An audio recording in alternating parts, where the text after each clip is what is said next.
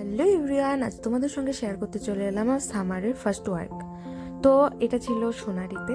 তো সোনারিতে আমরা 4টা নাগাদ চলে এসেছিলাম। তো এই তো ঢুকছি ওদের বাড়ি। ওদের বাড়িটা সোনারি থেকে একটু ভেতরেই।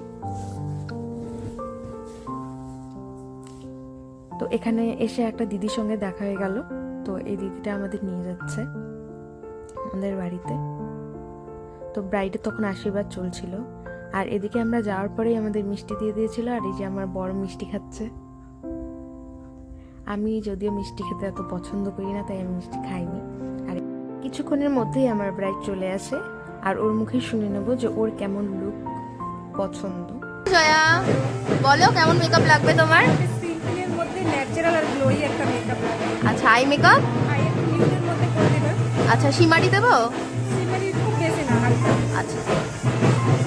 আর হ্যালো জয়া, লুক। হ্যাঁ, বলো কেমন লাগলো সেজে? ভীষণ ভালো লেগেছে। আমার প্রথম থেকেই আমি ভাবছিলাম তোমার কাছে সাজবো, শেষে ভীষণ স্যাটিসফাই। একদম স্যাটিসফাইড তো? নিজের পছন্দ মতন পেয়েছো তো? পছন্দেরও বেশি। থ্যাংক ইউ আমাকে বুক করার জন্য। আইটা একটু ডাউন করো।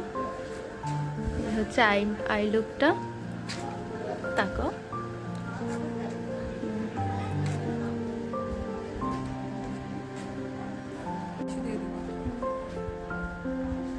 আর এই দেখো ব্রাইড কি করছে।